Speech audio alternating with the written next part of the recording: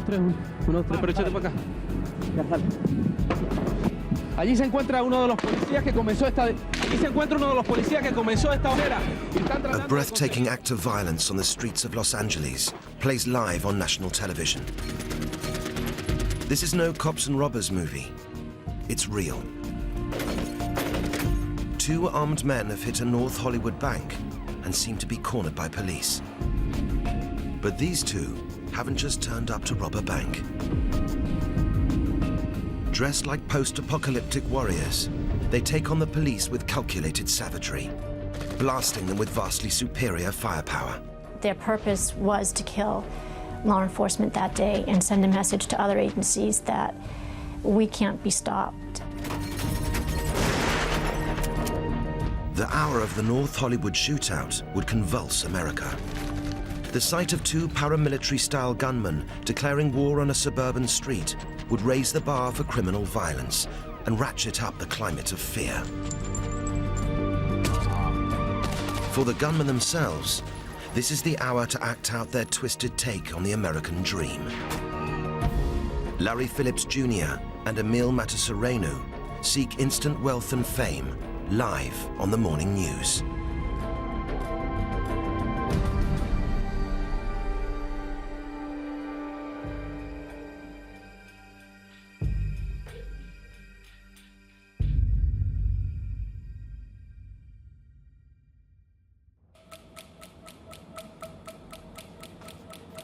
Los Angeles on a cool, clear winter's morning.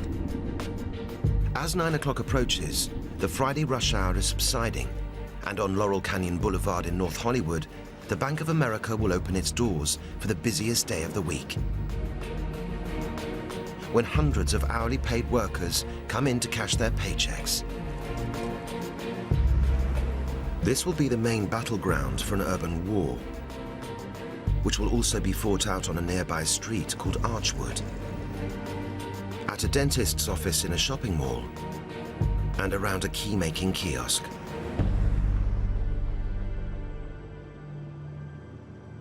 A house deep in the suburbs of LA. Got great weather today, tomorrow, and the next day. Outside Inside are 2 out-of-work misfits who, within the next hour, will achieve international notoriety. overnight, bringing in a little extra humidity, and we'll have Strewn around the house are automatic rifles, ammunition, hundreds of thousands of dollars in cash, and copies of the movie Heat, which famously portrays a violent bank robbery that spills onto the streets of Los Angeles and turns into a running gun battle with the police. happening in the Southland. Very little change day to day throughout the week. Emil Matasareanu is 30 years old, but reportedly immature for his age. Hey. Pills. He's a loner whose one good friend has not been well chosen, Larry Phillips Jr. Phillips, who's 26, is a skilled conman and the son of a small-time crook from Denver. On the morning of February the 27th, both are known to have taken phenobarbital, an epilepsy drug that interferes with nerve signals to the brain and slows body movement. Got to come in the 5-day forecast coming up. Phillips and Matasareanu have already committed a string of increasingly brutal robberies, stealing more than $1.5 million from banks and armored trucks, and killing a security guard in cold blood.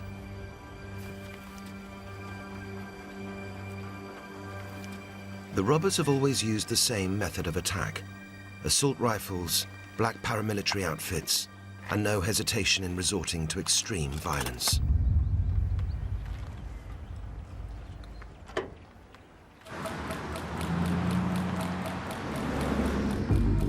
Opening time at the Bank of America on Laurel Canyon, and Juan Villagrana, the assistant branch manager, leaves his desk to unlock the main doors. He is one of about 20 staff on duty today.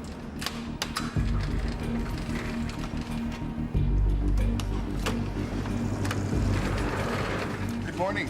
Come on in. On Friday mornings, bank employees are on heightened alert. It's a bank robber's favorite time to strike because the safes are usually filled with extra payday cash.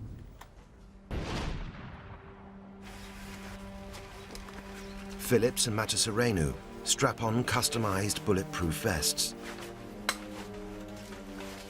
Phillips has protection for his legs as well, but Matasurenu, at 283 pounds, is perhaps too overweight to move freely with leg armor.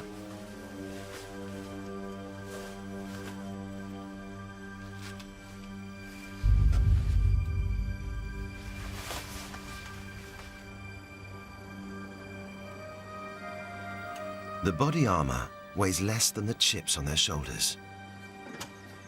Both have been in trouble with the law. Phillips had been caught 3 times trying to pull property scams and had been barred from working as a real estate agent. Matasurenu was accused of assaulting a patient in his mother's care home, and eventually the home was forced to close.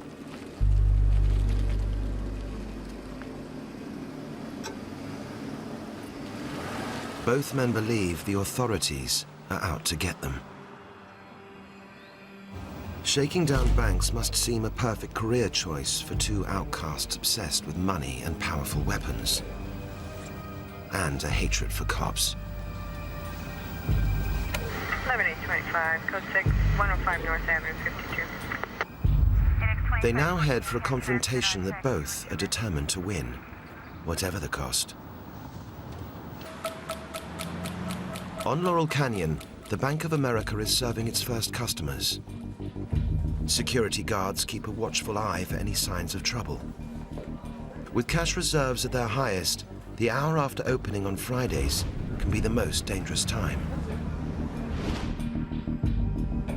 In a shopping mall across the street from the bank, dentist Jorge Montes is getting ready for his first patients.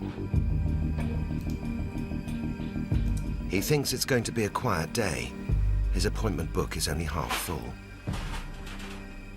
I've been in practice for over 25 years, but I have been in my location in North Hollywood for the past 17 years. My wife also practices with me. Her name is Dr. Teresa Romero, and I have a staff of around 5.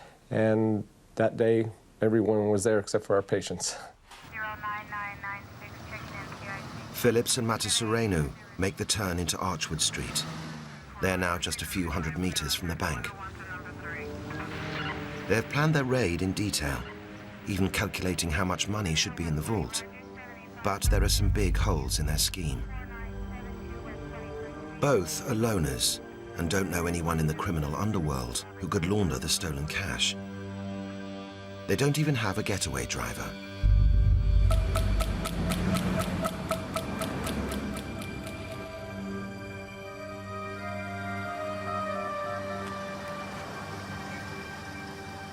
The robber's aging car arrives at the bank's north parking lot.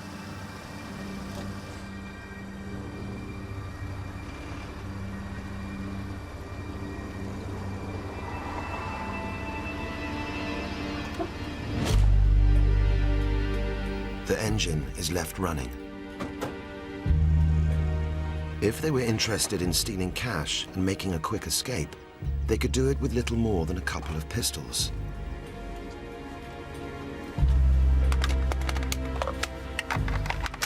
But they carry more than 60 pounds of guns, armor, and ammunition into the bank.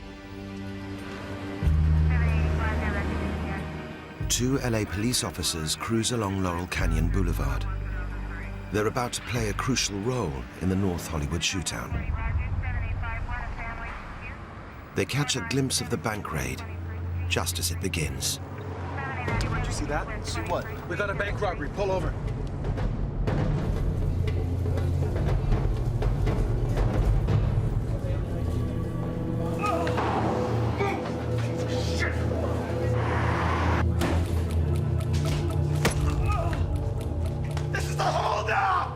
Everybody get down to the ground! Close your eyes and don't look! Get your heads down! If you move, I will kill you!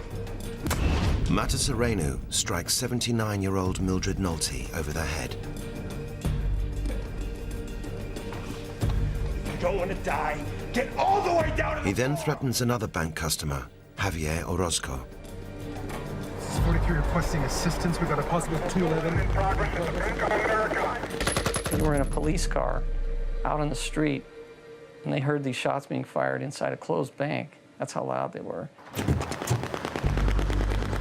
Shots fired, Bank of America, Laurel Canyon, north of Kittredge.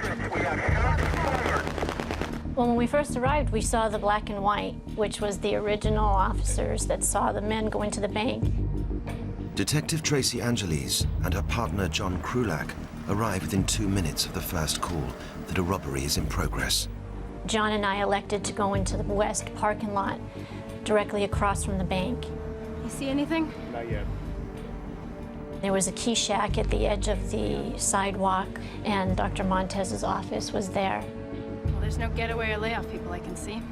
There was no sense of panic in anybody, so we started thinking that maybe this could be a false alarm, or, could be one guy with a handgun, something that, we would have total control over.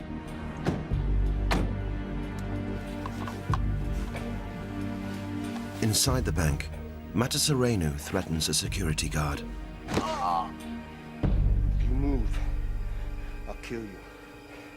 When I tell you, I want you to move all these people into the vault. You got it? Phillips moves to breach the last line of safety for the bank staff, a reinforced glass security door.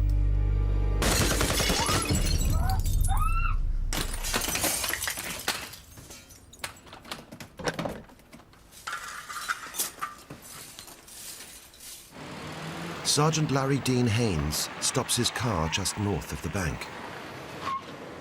In the next few minutes, he will be the first Los Angeles police officer to discover how lethally dangerous the robbers really are. 15 out 40. We have more shots fired inside the bank. Montez's first patient is now overdue. You know what? We have no patience.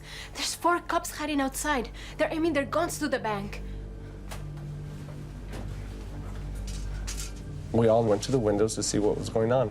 Well, to the north side, I had seen 3 cop cars. To the south side of the bank, I had seen another few cop cars. This is going to end really quick. I figured they're going to come out, they're going to be surrounded, it's going to end. We just expected to see another regular bank robbery because this was about the 5th bank robbery that we were witnessing. And our patients usually say, oh, look at those guys are running out there. And so we expected the same thing. Suspects are inside of the bank. It's a 211 in progress inside the Bank of America. Someone to position themselves safely to watch the front door. We don't think the suspects know you're here. When we were behind the key shack, it was myself, Detective John Krulak, Officer Stuart Guy, and Officer James Zaborovan. Because we were 5 minutes away, we were one of the first police units that arrived at the scene, and we positioned ourselves directly across the street from Bank of America. Stuart Guy is supervising James Zaborovan, a trainee with just 2 months' experience on the force. Let's check my partner. How are we doing? Good. Are you locked and loaded? I am, and I've got a clear target. Okay, stay hidden. Going back on academy training, we were looking for good cover, good concealment for when, at some point, they were going to exit the bank, stereotypically with, a gun in one hand, bag of money in the other, cops and robbers. They would see us and give up, or run back in, take hostages. You call SWAT, and hopefully 12 hours later, the incident's over, safely and peacefully. Keys to the vault, now! Who's got them?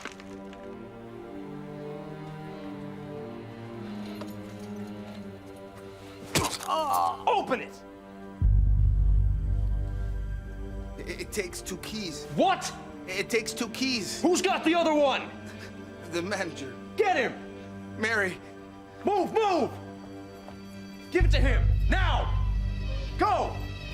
Get! Open up, now! Oh! Do it!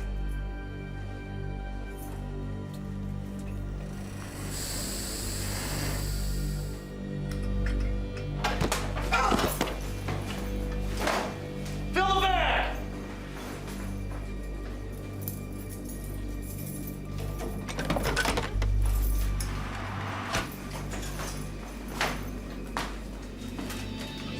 Phillips fails to spot a carefully laid trap. Hidden among the cash is a small explosive pack. Come on! It's designed to spray a blue dye over the banknotes if they're stolen, rendering them worthless. Faster, faster! Phillips expects to get his hands on more than $800,000 in cash, but the bank had recently cut back on the money it holds in its vaults. And when they only found $300,000 to $400,000, they were quite upset, spent a couple extra minutes in the bank looking for the money and actually roughing up the bank manager a little bit to try to ascertain where the rest of the money was, and it wasn't there. Where's the ATM money? You've got millions! The police presence near the bank grows quickly. Among the hundreds of police officers who've responded to the 211 robbery in progress call is John Caparelli. I stopped about 100, maybe 80 yards south of the bank, and the rounds were just going off. It was louder than I'd ever heard.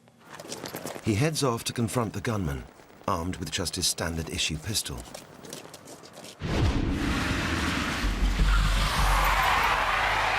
Phillips and Matasareanu have form as bank robbers, but a bizarre incident 4 years earlier could have cut short their violent careers. 48S northbound Pacific and Broadway in pursuit of a red Ford Thunderbird. 3 Romeo Whiskey India 942. Request warrant and registration check. In October 1993, Ian Grimes, a Glendale robbery homicide detective, chased down a car that had spun out wildly in front of him.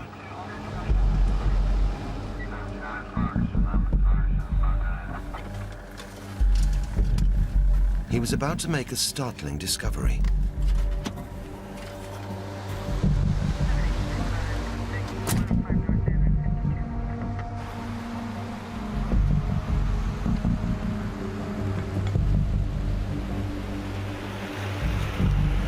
Sir, did you see me trying to pull you over?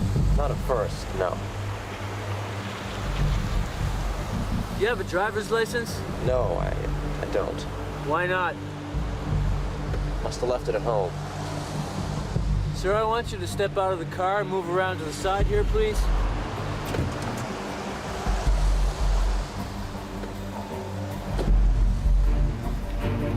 What's your name, sir? John Doe. Your name's John Doe. This your car, Mr. Doe? This? No, this is, it's my mom's. Right. Sir, I want you to turn around, put your hands behind your head. I don't want you to move, you understand me? Do you have any concealed weapons? No. Stay in the car. You put your hands on the trunk, keep your feet apart.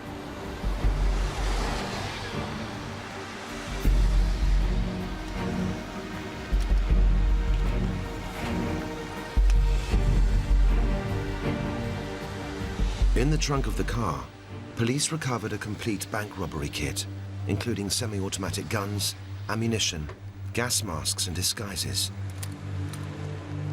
But California prosecutors were not able to secure a conviction on any serious charges. After plea bargaining, Phillips and Matasareanu were sentenced on lesser offenses, including declaring a false name and carrying a concealed weapon. One of the charges was conspiracy to commit bank robbery. It's amazing to me that, based on all the evidence at hand, they weren't able to garner a conviction for that. To the astonishment of many local police officers, a judge would later order that most of the weapons seized from Phillips and Matasareanu be returned to them.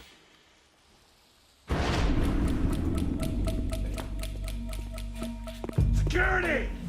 Get up! Move! Go! Get up! What are you waiting for? Go! Go! Jimmy, go! What are you doing still back there? Let's go! Move! You two! Move! Move! Move in! Let's go! 8 minutes after they'd burst into the bank, the two gunmen are ready to leave. Staff and customers are forced into the vault. Fortunately for them, Matasareanu does not push the airtight door completely shut. I think somebody just came out of the Bank of America. Phillips, meanwhile, steps outside. What the hell is that?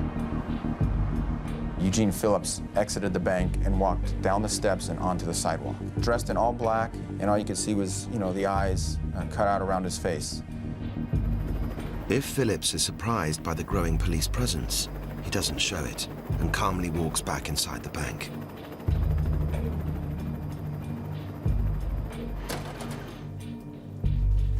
We gotta go!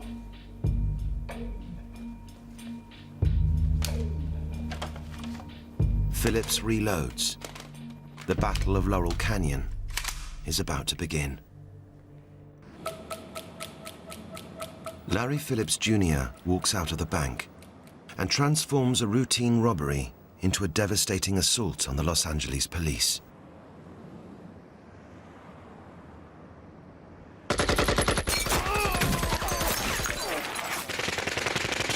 Shit! The first casualty is Dean Haynes. 15 out 40. I've been hit. You better send a tac alert here.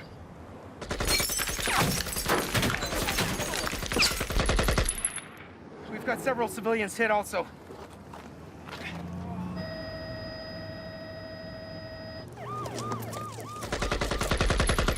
I lifted up the shotgun and fired 2 shotgun blasts. I find out later I had hit him with a total of 8 pellets in his back. 7 absorbed into the body armor, which at the time we didn't know they had on, and 1 actually went a little bit low and hit him in the tailbone.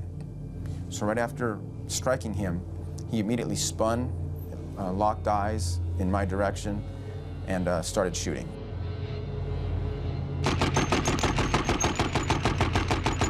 He grabbed me by the front of my shirt and he said, hit the ground. He threw me on the ground and got on top of me. And that's when I knew that we probably were in a lot more trouble than we realized. The bullets were going through the little key shack, going through the metal machinery inside there and exiting the back. 2 of which at that time struck me, 1 in the lower back, 1 in the hip that exited my butt cheek. We realized that, hey, we're no contest. We cannot compete against AK-47s. The rounds of bullets were literally just hitting everywhere.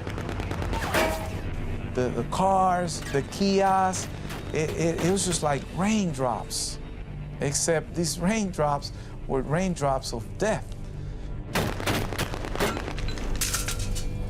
As they're shooting, I stayed watching because I thought the gunmen are not going to shoot at the 2nd floor. They're going to be shooting level. That's the only reason I stayed there. Now, Dr. Romero, she was more safety conscious, so she starts telling all my assistants and myself, get away from the windows, get back, get back.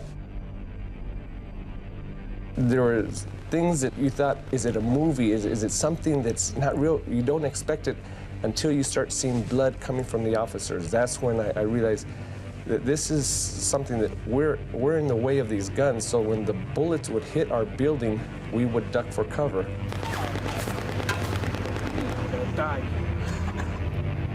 There was a space that we had to cover between the key shack and the first line of parked cars, like maybe 75 to 83 feet we had to cover of open space. So we started to run. They were in front of me. I fell. I had a radio in my left hand and I had my gun in my right hand, and when I fell hard. I went for my weapon, and when I went for my weapon, he started firing again. I had no cover.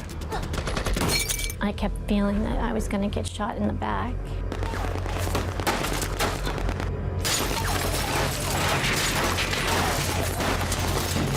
I can remember thinking that I didn't want to die in that parking lot. Not like that. Detective John Kulak was shot in the ankle. He went down and immediately hopped back up and asked me if I was okay to run. He then put his hand on my shoulder and we started running. Stuart Guy and Tracy Angeles stay behind in the parking lot. The cars offer little protection. I can remember watching them run and trying to decide, do I run or do I stay?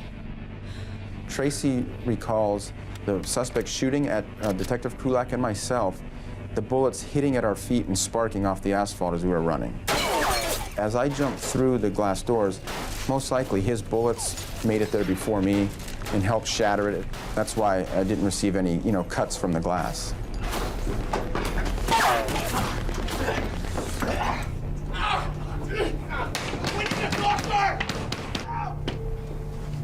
Detective Kulak and myself laid down on the dentist floor right at the doorway so we could look down the stairs in case the suspects decided to walk across the street towards us. Take care of him. Detective Kulak took the shotgun, pointed it down the stairs, and if the suspects came to that bottom of that stairwell, Detective Kulak would have had him in his sights. Where you hit? On the lower back. Everything hurts. I right away yell out to my staff, bring me a yellow lung, give me some gauze, give me hydrogen peroxide.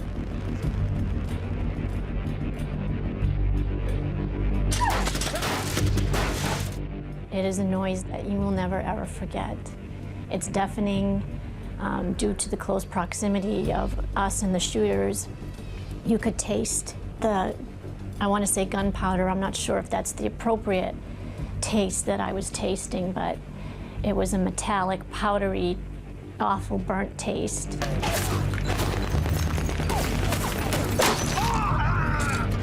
Stuart Guy takes the full force of an armor-piercing round. My leg went up in the air like a rag doll, and it pulled me. And when the leg just came down, still connected by my skin to my body, it was as though somebody pulled me from under my legs and lifted me up, and I landed with my buttocks against the ground like I'm sitting, but my leg completely laying to my right. When I finally find this gushing of blood coming out, the gash was about 7 inches. It's about 2 inches wide, about 2 inches deep. And I just ripped open the shirt, and you could see this blood just starting to come out. It's instilled in you in the very beginning. You do not separate from your partner. So as we're up there and I'm being treated, I'm thinking, oh God, I left my partner. He's down in the parking lot. I'm going to get fired. Officers down. We're in the dental surgery in the mall. Officers Guy and Angela, get her to the surgery. Guy tries desperately to save himself. This is coming face to face with death. There's just no other way to describe it. I was very scared, but yet I was calm. I was very calm. Tracy Angeles is just a few meters away, but is pinned down by a stream of gunfire. His pants were smoking like they were on fire, and there was a huge hole. Dr. Romero, my wife, is the one who brought me gloves, which I'm glad for, because there's blood and there's glass everywhere. As I'm treating Zaborvan and I'm putting hydrogen peroxide, and there's bubbling of the blood and the glass that's inside there. Now, the gash is so deep, there's a little opening into the pleural cavity where the lungs breathe. And so you could hear the kind of sound and the regurgitation. So I'm sticking my finger into this space just so it doesn't get into that area. I took off my big gun belt and I applied a tourniquet on my leg. I was pulling on that belt as I put on the tourniquet to slow down the bleeding, my gun in my left hand and praying with my tongue. So I was like this the whole time.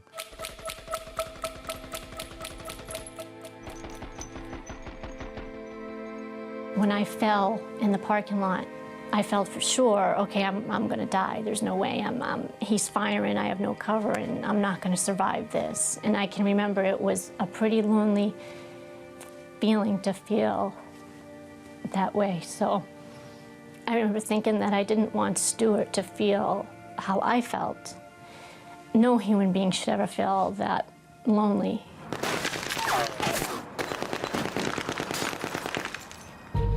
Are you okay? Did you do anything with my ankle? Let me see. There's a piece of shrapnel, probably about 2 inches, sticking out of his lower right ankle. Can you pull it out? No, I don't think so. Might be too dangerous. I just don't know what I could do. Better you wait for the hospital, okay? From being a dentist, I've had so much first aid knowledge. I didn't take it out, I left it there. I stopped some of the bleeding, hydrogen peroxide and the sterile gauze, put his sock over it. I said, we'll get to yours later. Yours isn't life-threatening right now. I want to kill those bastards. We gotta get everyone to the back of the building. It's not safe here.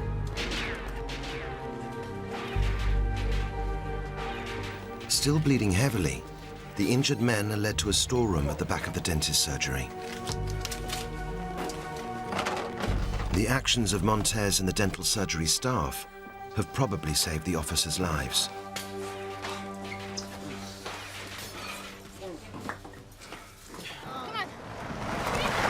Stuart Guy and Tracy Angeles are rescued under fire by LAPD officers Todd Schmitz and Anthony Carbonok. We resorted to the training they provided us on how to do an officer rescue, and I got the bad leg. He was laying in a supine position, so we could not close the back door because the leg was out. It was hanging out of the door. We took gunfire again, and one of the tires blew. So when we got around the corner of the building and we knew we were safe, I had to close the back door because it was swinging and we were afraid it was going to hit the leg and damage the leg some more. So we had no choice but to tuck the leg into the car. The robbers have stolen $303,000, $500,000 less than they'd expected.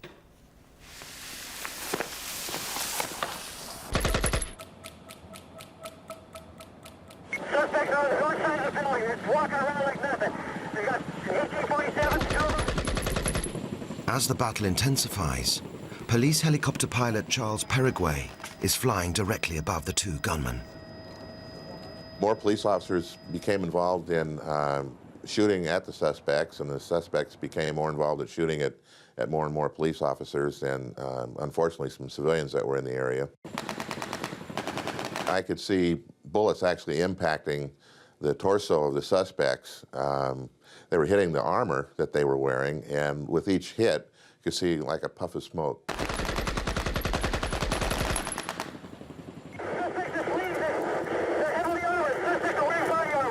They had some self-discipline about themselves. They were on some narcotics, but to be in the middle of a gunfight like that and not to be running about was very unusual.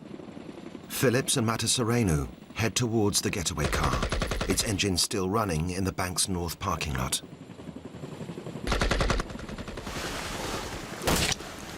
A remote sensor sets off the dye pack inside the bag. Leave it! The cash is now unusable.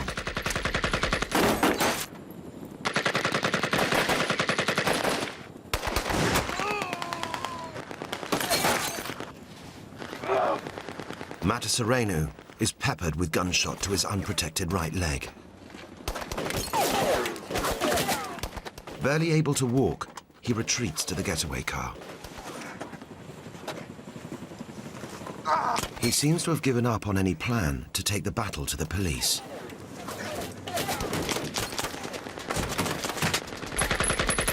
Phillips has other ideas. Almost immediately, he takes a gunshot to his left wrist. But he seems merely to intensify the attack. I mean, we had to stop these guys. That's all I was thinking about is, you know, you just got to get in there. John Caparelli is among a small group of officers who get within 10 meters of the gunman.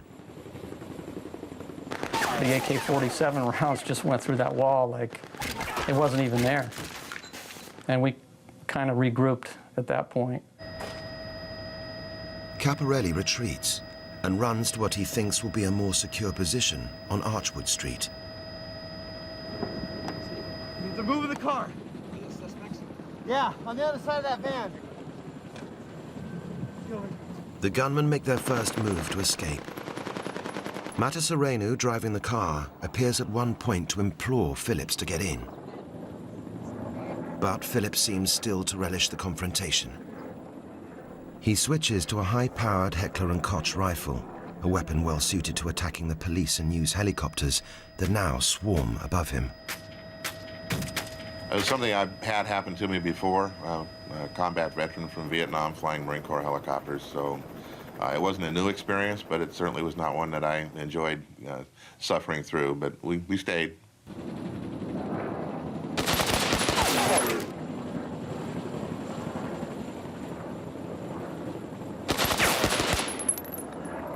Phillips' Heckler & Koch is damaged by a police bullet. He reverts to his AK-47 and hands Matasareanu an M16 rifle. If somebody has a shot, take it. Everybody down. These are the last few seconds in which the two gunmen act as a team. Air unit, does anybody have a clear shot of those guys? 40 guys are getting shot right back at.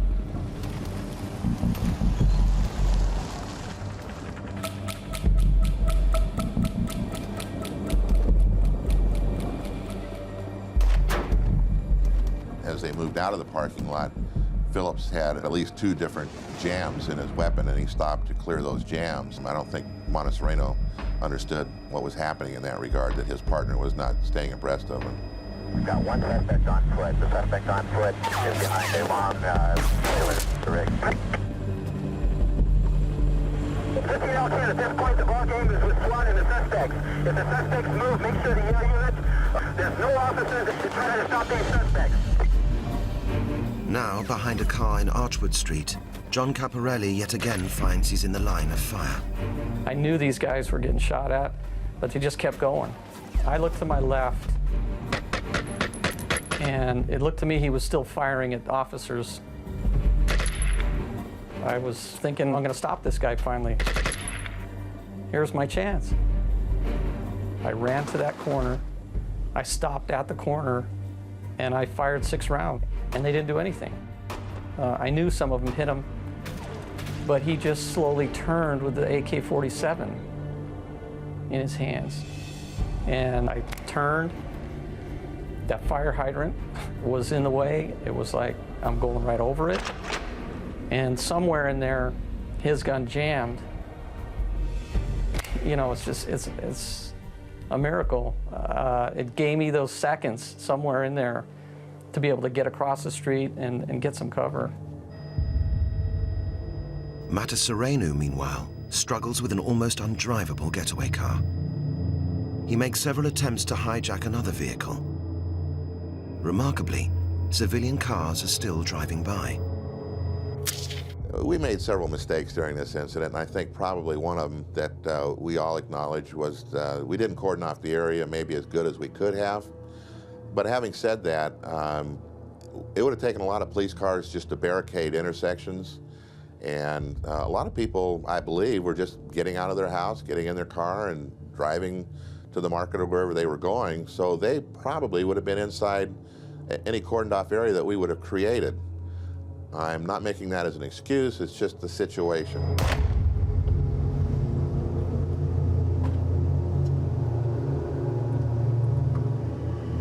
He limps badly, the leg wound still bleeding. He has none of Phillips's determination to fight and is focused only on a desperate search for some way to escape.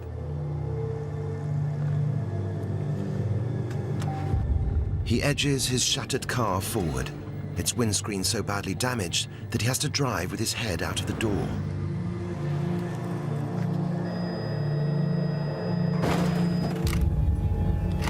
Phillips abandons his AK-47 and prepares to make his last stand. Once again, John Caparelli decides to confront him. He started coming out without the AK, and I didn't really get a long look. Eventually, he did produce the 9mm. I fired several rounds. I went back for cover. Then I came back out after reloading and didn't realize that he had walked up closer. And now he was just from one corner to the next. Caught me off guard. I mean, there was a split second there when I came out expecting him to still be by the truck, that he's now facing me. And I saw the gun, the arm, his eyes all lined up. And he fired a couple rounds, just dove out of the way, and luckily the rounds went into the car. We were all firing now from behind the car at him. When he fired those last 2 rounds at me, somebody there hit his hand. That was it for him. He basically said, "This is it, I'm done." And that's when he picked it up and put it under his chin. And he put a round in himself as we were, just peppering him.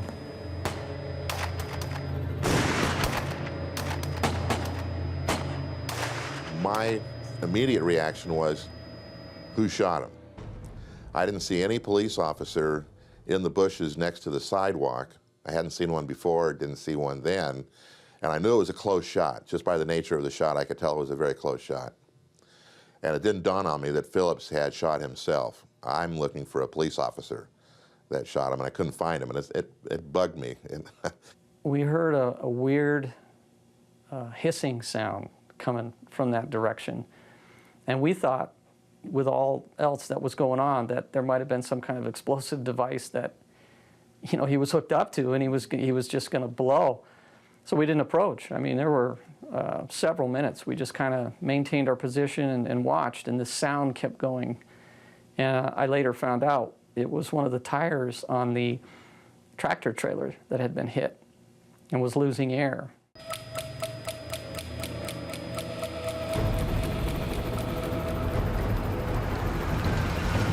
With Matasareanu still attempting to drive away along Archwood, SWAT officers Rick Massa, Steve Gomez, and Don Anderson arrive at a police cordon.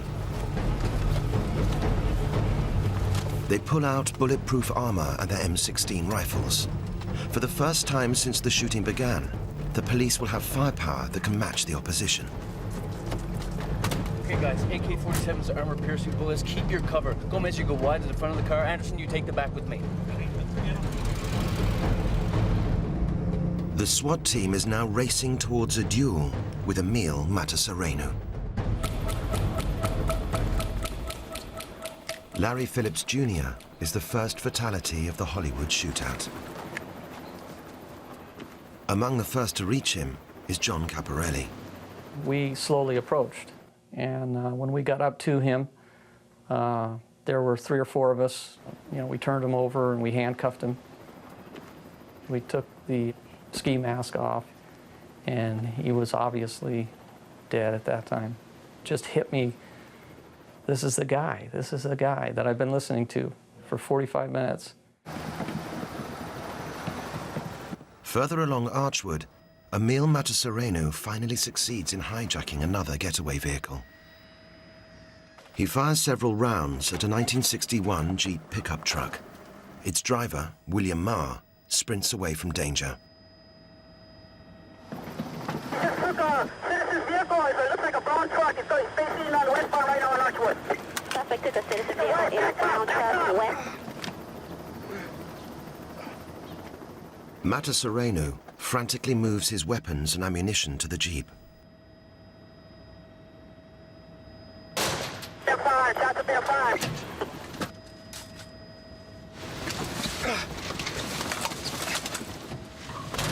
The keys have been left in the ignition, but when he tries to start the engine, nothing happens. Matasareanu doesn't know that older trucks like this have a separate starter button.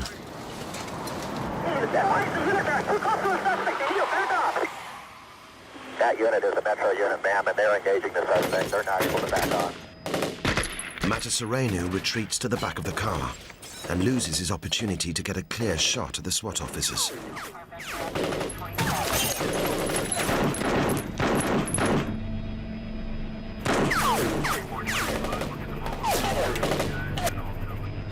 The suspect is slowed down. He may be shooting underneath the vehicle towards officers. The SWAT officers fire underneath the vehicles, hitting Matasereno 29 times and shattering his left leg. He finally stopped shooting, laid his weapon down, and shortly thereafter the SWAT officers carefully and with good caution moved to a position where they could see him full on and move in and take him into custody. Very good job by those 3 officers. They did a hell of a job. It's amazing the tenacity with the guys that were getting fired at to stay in their positions, to broadcast what was going on. And I just got to mention what a job they did. And, you know, they mentioned, you know, there were 350 officers there, but you know what? It was 35 that held those guys in there.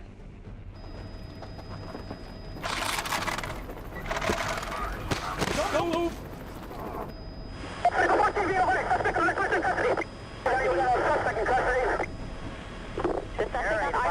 in custody. Between Radford and 9.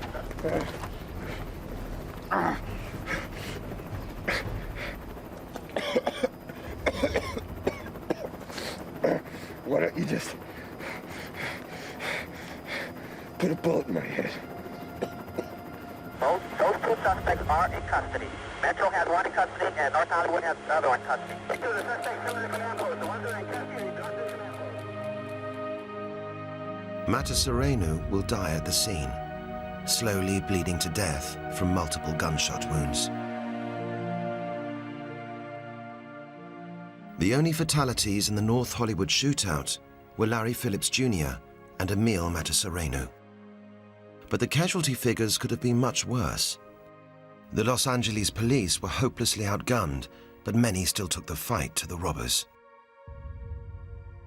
That day we fought, and we fought, and we fought, and it was literally like 200 little dark blue ants nibbling and biting on this humongous tarantula, you know, and little by little, we got him. 11 police officers and 7 civilians were wounded, but the damage went beyond physical injuries. There was a lot of stress, a lot of stress.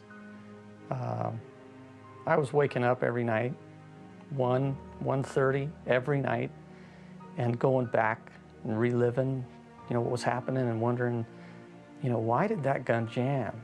What if it hadn't? You know? And what if I had just gotten one of those rounds, you know, that went past the body armor? I could have stopped it sooner. Just over and over and over again. You think about that.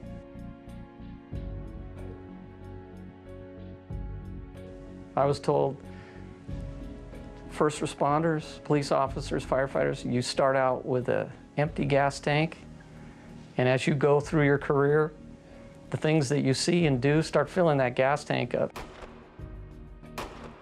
Yeah, there were 3 guys that I used to work with took their own lives.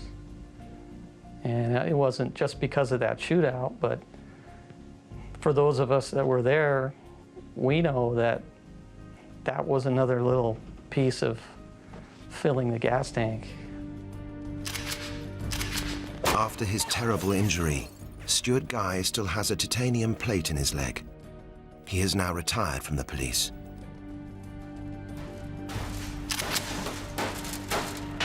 Detective Tracy Angeles and Officer James Zaborovan still serve in the Los Angeles Police Department. As does John Caparelli, the cop who faced down the gunman 3 times that February morning and emerged unscathed.